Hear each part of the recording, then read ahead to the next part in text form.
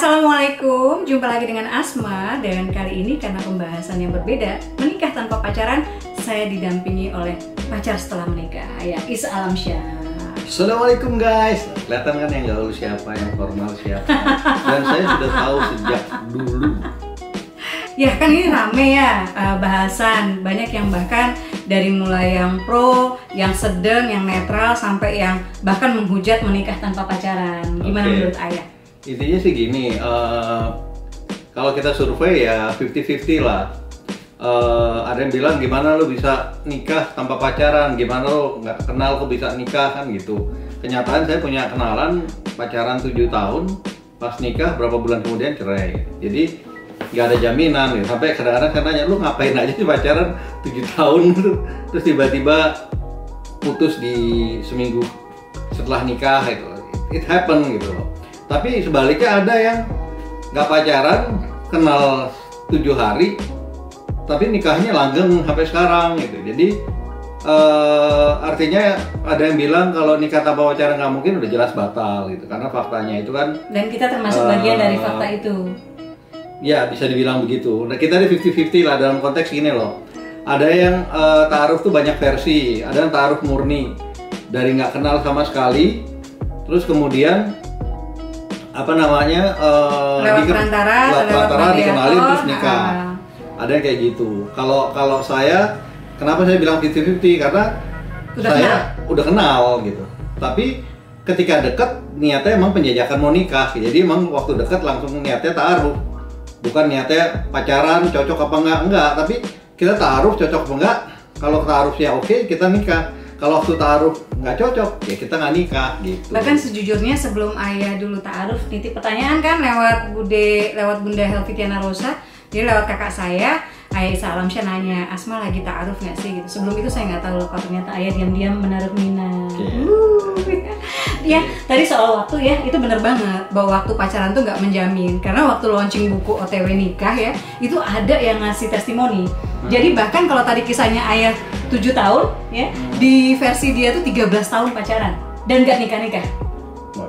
Gitu ya. Jadi akhirnya lanjut lagi ya. Jadi waktu pacaran tidak menjamin gitu ya. Ya, kemudian kalau buat perempuan ta'aruf itu justru kan enak.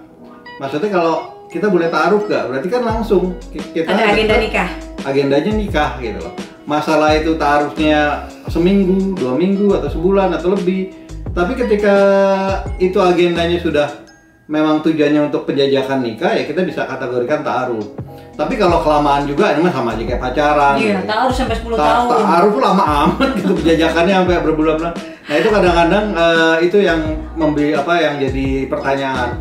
Dan ini sebenarnya juga buat parenting juga pengaruh gitu. Jadi di satu sisi kita misalnya bilang anak-anak jangan pacaran gitu. Saya bilang anak-anak ya. Pacaran susah ya?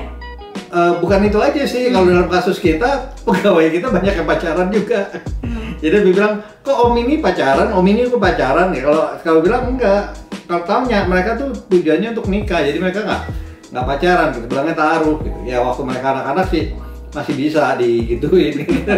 Walaupun kalau sekarang kita tanya, mereka sekarang pada kuliah, udah lulus kuliah. Lebih kritis. Kayaknya dulu sih pacaran deh, bukan ta'aruf gitu.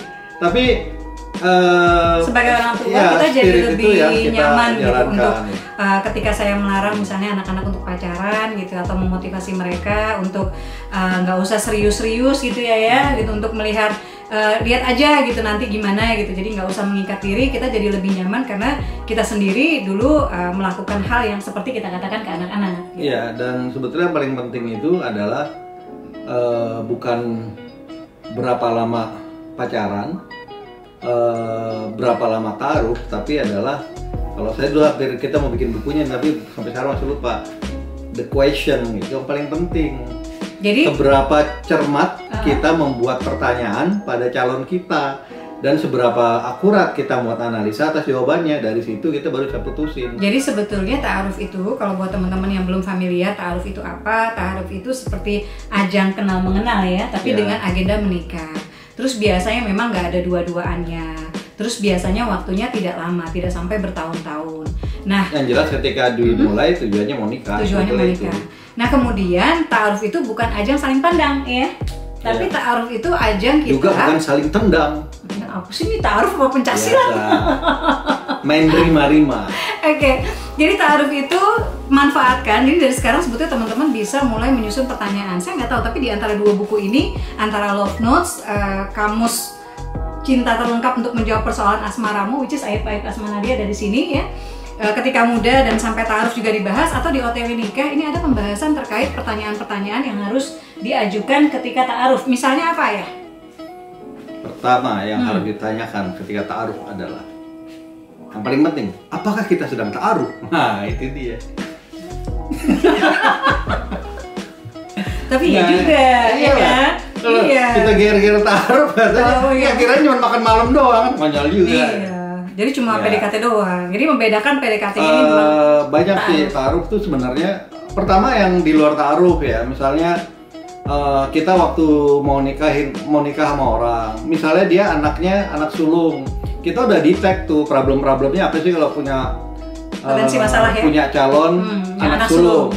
Berarti kita lihat kalau keluarga mampu apa enggak. Misalnya keluarganya nggak mampu, tapi dia sulung tapi anaknya bertanggung jawab.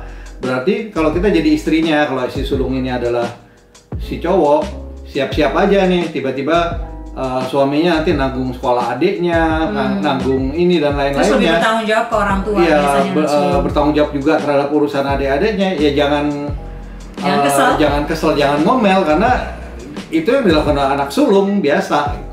Sama juga ketika laki-laki mau nikahi perempuan yang anak sulung.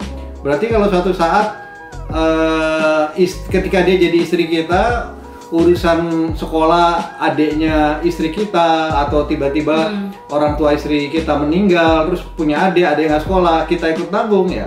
That the part of the job gitu loh, misalnya kayak gitu. Jadi ta'aruf itu ta'aruf itu berarti bukan sekedar untuk mengenal satu sama lain, termasuk juga mengenali potensi masalah, iya, gitu ya. Potensi masalah itu paling penting. Karena kalau kita nggak tahu potensi masalah ya kita kaget. Tapi kalau misalnya kita udah tahu potensi masalah, kita nggak kaget, tapi kita bilang, bener kan? Kalau kita ngomong, wah daripada sulung sama bungsu, ya sama. Bungsu juga ada. Kalau bungsu, kita nikah sama orang bungsu, suami kita bungsu, apa-apa nanti anak bungsu itu punya kecenderungan nggak semua, tapi biasanya punya kecenderungan. ada. Logikanya kan gini, karena dia bungsu, biasa ditelatenin, biasa dibantu, biasa disol. Kalau adik ditolong kakak kan biasa, ya nggak? Jadi akhirnya dia biasa minta tolong ke orang lain, bisa jadi misalnya kurang mandiri. Nah satu lagi nih anak bungsu tuh nggak masalahnya. Kalau kita nikah sama anak bungsu, pas lebaran kita datengin semua kakak. Itu kalau nikah sama anak bungsu. Tapi bentar, kalau nikah dengan anak sulung harus siap-siap, masakan harus banyak kalau lebaran. Didatengin sama keluarga tadi. Gitu. Kalau adik 1-2 nggak apa-apa ya, kalau 12 nah itu kan, saya juga dengar cerita tuh ada yang anak bungsu. Karena bapaknya anak bungsu, lebaran datang ke 12 rumah kakak-kakaknya gitu loh, karena kebetulan orang tuanya meninggal, jadi harus datang ke kakaknya. Atau biasanya datang ke rumah sulung, tapi kalau nggak ketemu sama salah satu kakaknya dia harus datang. Jadi itu problem yang predictable gitu, yang bisa dilihat. Kalau problemnya anak tunggal gimana? Nah kalau anak tunggal, kita nanti berebut sama mertua. Jadi jangan heran kalau nanti bulan madu mertua ikut. Iya, jangan nggak mustahil gitu. Anak tunggalnya cowok, kesayangan ibunya, anak satu-satunya. Kita ceweknya, malah kita diajak tinggal di pondok mertua indah, itu nggak mustahil gitu. Jadi hal-hal yang makanya kan ini kita belum ta'arufnya nih, kita baru bicara background. Jadi kalau calon kita begini, maka ini yang terjadi, ini terjadi, kita prediksi itu sangat-sangat mungkin. Belum lagi kalau misalnya kita ta'aruf, ternyata dia bukan satu suku. Misalnya satu orang Jawa, satu orang di Sumatera, berarti siap-siap kalau lebaran kita harus keluar pulau gitu, pulang kampung gitu. Jadi yang kayak gitu-gitunya. Nah, semua hal ini sebenarnya yang harus juga ditanya ketika ta'aruf, dan kebetulan ada checklist. Kalau terkait kayak diri sendiri, kayak si calon yang bersangkutan apa aja pertanyaan? Ya checklist misalnya pertama visi. Oke, visi itu misalnya gimana? Nanyanya enaknya gimana ya? Ya sebetulnya paling simpel yang sekarang lagi isu misalnya poligami. Berani tanya ke calon, kalau menurut kamu poligami gimana? Ya silakan tanya. Niat punya istri kedua nggak? Gitu. Belum nikah, wah apa istilahnya itu bisa jadi kunci tuh. Apalagi kalau yang biasanya calonnya, biasanya yang cowok belum tuh udah nanya, nanti siap nggak di poligami, udah gitu. Diterima aja belum ta'arufnya ya, udah GR aja nanya siap poligami. Itu salah satu pertanyaan bisa, tapi sebetulnya kan hal-hal yang teknis tanyanya, jangan yang visioner yang. Tapi juga jangan nanya yang kaku banget ya, misalnya coba jelaskan visi misi Anda dalam pernikahan, jangan juga begitu gitu kan. Oh iya, coba mana ininya apa nama tor. Jadi ada schedule-nya. Nanya gaji boleh nanya gaji. Saya analisa SWOT gitu. Oh gaji sangat. Nanya nih yang enak gimana ya? Boleh tahu penghasilan antum? Bukan gitu nanya ya. Gitu. Boleh bertanya tentang penghasilan antum gitu ya. Oh gitu. Boleh bertanya tentang penghasilan antum? Boleh. Boleh bertanya, boleh. Tapi nggak dijawab. Jadi gimana tuh biar dapat penghasilan? Biar nggak kelihatan sebagai istri tuh materialistis. Ini sebetulnya gini. Karena ta'aruf itu ada dua. Kalau ta'aruf yang langsung, nah itu kan banyak hal-hal yang kita agak-agak tabu nanya. Kalau nggak langsung enak titip tanyaan gitu ya. Biasanya lewat gajinya apa, pekerjaannya gitu apa ya, gitu. Mediatornya tuh biasanya. Nah kalau saya ditanya gaji, saya termasuk yang kalau ta'aruf gagal. Orang gaji saya dulu mungkin penghasilan saya itu 300 ribuan dulu. 250 ya kata ayah. Iya deh, dulu dimarkup dikit. Jadi waktu ta'aruf gaji saya kecil, tapi kan visinya besar. Bunda nggak nanya gaji. Visinya besar, kalau sekarang perutnya besar. Jadi yang penting visinya kan. Jadi kalau Asma dulu ngomong kayaknya dia bukan tipe cowok yang akan biarin gue lapar katanya gitu. Iya, kalau saya waktu itu ngeliatnya. Padahal sekarang kalau saya bikin masak dia nggak mau makan. Bunda makan dulu kok yang masak. Nggak diet katanya. Terus saya punya teman juga waktu ta'aruf. Dulu kita kerja, jadi dia ta'aruf gak punya pekerjaan. Saya waktu itu kuliah punya percetakan. Dia nyetak bareng sama saya, terus ta'aruf sama temennya Asma. Kerjanya apa? Nih kerja cetak sama Isa itu. Tapi minggu depannya berapa bangkrut perusahaannya. Tapi mereka menikah alhamdulillah. Tapi mereka nikah dan sampai sekarang awet subhanallah. Punya pengusaha, jadi pengusaha sukses gitu. Jadi makanya yang penting tuh question kemudian sama visi. Jadi kalau cari calon suami daripada mereka kaya tapi dapat dari orang tua, sama mendingan kaya tapi nggak dapat dari orang tua gitu kan? Enggak sih, maksudnya jadi kita melihat kreativitas, kecerdasannya. Iya, dia tidak kaya seperti calon yang lain, tapi dia punya visi untuk menjadi besar. Visi, nah ini juga pertanyaan-pertanyaan loh. Kayak misalnya gini, ini pertanyaan-pertanyaan ya, Mas menurut Mas kalau nanya nih, menurut Mas rezeki itu gimana sih? Oh rezeki sih menurut saya dari Allah. Kalau Allah kasih ya berarti kita sukses, kalau enggak ya enggak. Nah berarti udah kebayang nih. Atau sekasihnya Allah ngasihnya itu udah kebayang. Berarti ikhtiarnya akan minim. Tapi ada yang bilang kalau menurut saya rezeki itu adalah tergantung kita, karena Allah itu akan membuka rezeki buat orang usaha gitu. Nah ada yang jawabannya kayak gitu. Dari situ kita udah tahu masa depan kita kayak gimana. Kalau pengen lihat ini ya, misalnya apakah dia punya kecenderungan kekerasan apa enggak? KDRT ini, potensi KDRT dalam keluarga. Itu berarti anaknya kita jajakin ini gimana? Ada beberapa cara. Kita ta'aruf di tempat yang banyak nyamuk.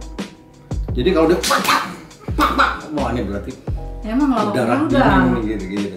Tapi kalau ada nyamuk deh, itu berarti orangnya lembut. Tapi kalau ada nyamuk deh, dia berarti halus banget. Ada juga tip-tip tuh. Misalnya kita ta'aruf nih, terus lempar ke cowok. Kalau cowoknya calon gue begini. Alamat gue yang matiin kecoa kalau di rumah ada kecoa ya.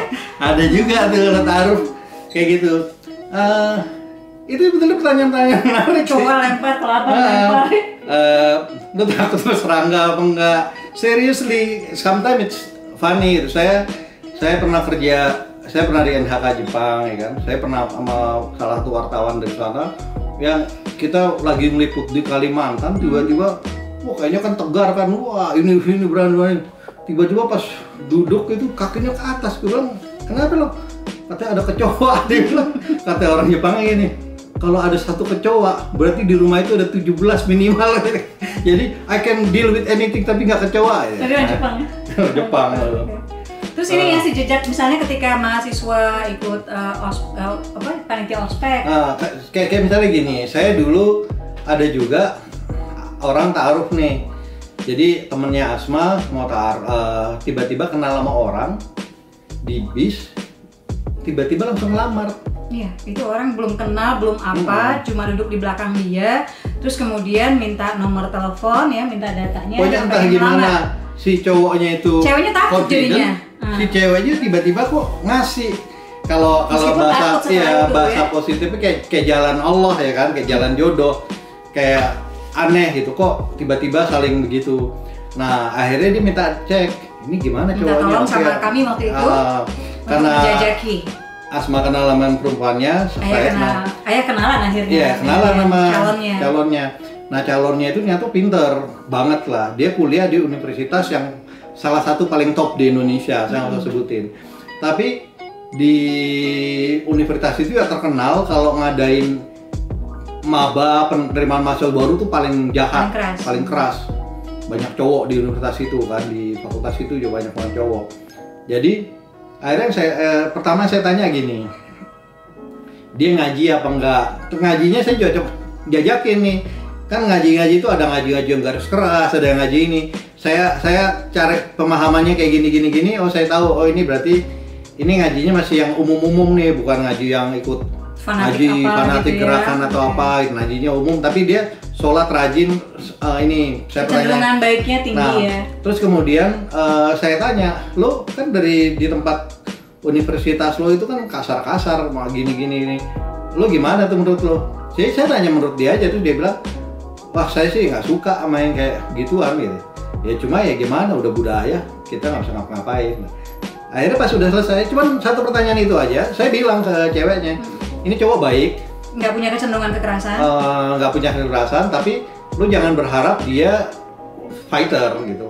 Dia bukan tipe yang kalau ada apa dia fight. Jadi kalau ada keburukan dia komplain tapi dia tahan. Nggak cari masalah. Gitu. Beda sama saya gitu. Kalau saya nggak suka dengan itu, kalau ada senior nginjak saya lawan, saya ajak teman-teman semua ngelawan gitu. Jadi ini cara ayah untuk menunjukkan Bunda dapat fighter. Iya. Jadi kalau bukan saya sulit menaklukkan asmana dia. Bedeu. Ini kan gini, pertemuan cuma sebentar. Untuk komitmen jangka panjang, komitmen seumur hidup, berharapnya bisa sehidup sesurga nih. Maka tidak ada pilihan lain kecuali benar-benar waktu yang pendek itu untuk mendeteksi semua. Okay. Makanya kalau saya sebetulnya saya punya question list tuh, saya bisa bikin question list. Nanti kapan-kapan kita buat bukunya. Cuman 10 question list, checklist, tanya jawab kita udah tahu. Untuk kunci masa depan kayak gimana, Insyaallah. Problemnya kayak gimana, itu akan terjadi gimana ya. Tinggal ya take the risk and then bismillah, jalan atau mau cari lagi ya. Ya, jadi kalau kita simpulkan menikah tanpa pacaran bisa banget ya, bisa banget. Dan kalau menurut saya buat teman-teman yang nggak setuju nggak apa-apa gitu, tapi mungkin juga nggak perlu menghujat atau menghakimi bagaimana, karena kenyataannya yang survive, yang alhamdulillah sakinah, yang mudah-mudahan sampai sehidup sesurga tanpa pacaran gitu, pernikahan tanpa pacaran itu juga ada dan cukup banyak. Kalau saya bilang sih gini, kalau nikah tanpa pacaran itu bagian dari syariah, kalau nggak setuju ya mendingan prasangka baik dulu aja, mungkin kita yang belum nyampe. Karena kalau itu memang adalah sesuatu syariah terus kita hujat, yang kita hujat tuh nanti akhirnya ajaran agamanya juga gitu loh. Jadi sih kalau saya sih gini, kalau ada saya nggak setuju, tapi itu terkait agama, terkait ada syariahnya, kita prasangka baik. Iya, prasangka baik aja dulu gitu. Kayaknya yang mungkin jelas, kita yang nggak belum nyampe atau apa, daripada gini itu baik. Kecuali kalau kita punya dasar basis syar'i juga untuk bilang kayak gitu, it's up to you gitu. Iya, yang jelas menikah tanpa pacaran bisa, kemudian menikah tanpa pacaran itu lebih melindungi buat perempuan. Karena ketika kita mengatakan kita hanya akan menikah melalui ta'aruf ya, tanpa pacaran, itu berarti kita sudah menyeleksi laki-laki yang datang ke hadapan kita. Oke, ada satu lagi kasus nih, nikah pakai ta'aruf terus nanya kita juga calonnya ngerokok. Oh iya.